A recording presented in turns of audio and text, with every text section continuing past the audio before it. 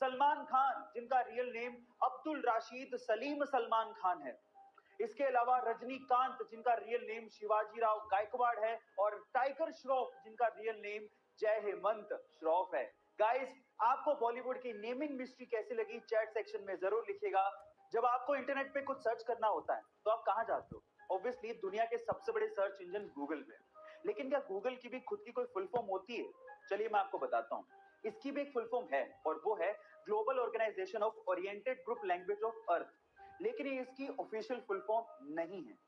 देखिए, गूगल शब्द गूगल के फाउंडर्स ने ही इजाद किया था और ये वर्ड गूगल से इंस्पायर्ड था। और गूगल एक नंबर है जिसमें एक के पीछे 100 जीरो होती है। ये इतना बड़ा नंबर है। गाइस, आपको ये इंटरेस्टिंग फैक्ट जान के कैसा लगा चैट सेक्शन में जरूर लिखेगा। एक बार बिल गेट्स ने किसी रेस्टोरेंट में खाना खाने के बाद खाना परोसने वाले वेटर को टिप के तौर पे $5 दिए। तो वो वेटर बिल गेट्स को बड़ी हैरानी से देखने लगा। तो इस बात पे बिल गेट्स ने वेटर से पूछा कि क्यों भाई, क्या हो गया, तुम मुझे इतनी हैरानी से क्यों देख रहे हो? तो उस वेटर ने बड़ी विनम्रता से कहा कि इसी टेबल पे जब आपकी डॉटर ने खाना खाया था तो उन्होंने मुझे $500 की टिप दी थी, और आप तो उनके फादर हैं, दुनिया के सबसे रिचेस्ट पर्सन है, और आपने मुझे सिर्फ $5 दिए। तो इस बात पे बिल गेट्स ने जो कहा वो आप लोगों को सुनना चाहिए। बिल गेट्स ने कहा कि उसके पिता दुनिया के सबसे अमीर आदमी हैं, पर मेरे पिता नहीं। गाइस, इसलिए कहा जाता है कि आप कितनी भी सक्सेस की ऊंचाइयां छू लें, आपको अपने पास्ट को कभी नहीं भूलना चाहिए, क्योंकि वही आपका सबसे अच्छा टीचर होता है। ये बात है सन 1990 की, जब दिल्ली के एक व्यक्ति ने एमआरएफ कंपनी के 20,000 शेयर्स खरीदे। तब एमआरएफ कंपनी के एक शेयर की कीमत लगभग 10 रुपए थी, यानी कि लगभग 2 लाख रुपए उस व्यक्ति ने एमआरएफ कंपनी में इन्वेस्ट कर दिए थे।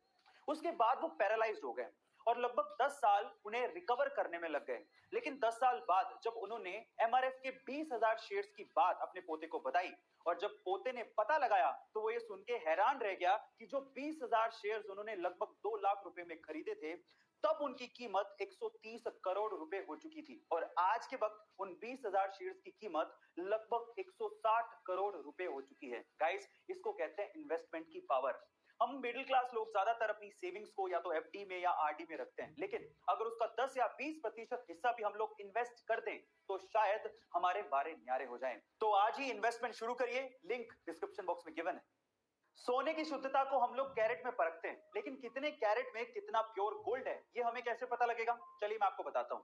सबसे पहले होता है 24 कैरेट गोल्ड, जिसमें 99.9% तक प्योर गोल्ड होता है। अब इससे खरा सोना है ही नहीं, लेकिन इतना सॉफ्ट होता है कि इससे ज्वेलरी नहीं बनाई जा सकती। फिर आता है 22 कैरेट गोल्ड, जिसको 916 गोल्ड भी कहते हैं, क्योंकि इसमें 91.6% प्योर गोल्ड होता है और बाकी बचे हुए परसेंटेज में कॉपर और जिंक जैसे मेटल मिक्स होते हैं। अभी थोड़ा हार्ड होता है तो इससे ज्वेलरी बनाना आसान होता है। फिर आता है 18 कैरेट गोल्ड, जिसमें मात्र 75% तक की प्योर गोल्ड होता है और बाकी बचे हुए 25% में निकेल, कॉपर और जिंक जैसे मेटल मिक्स होते हैं। यानी कहने का मतलब यह है कि जैसे जैसे कैरेट घटता जाएगा, सोने की शुद्धता भी घटती जाएगी और साथ ही साथ सोने की चमक भी घटती जाती है। गाइस, आपको ये इन्फॉर्मेशन कैसी लगी चैट सेक्शन में जरूर लिखेगा, और ऐसे अमेजिंग वीडियोस के लिए यूट्यूब पे हमारे चैनल को सब्सक्राइब कर लीजिएगा, वीडियो को शेयर करिएगा और लाइक करना मत भूलिएगा। अगली वीडियो में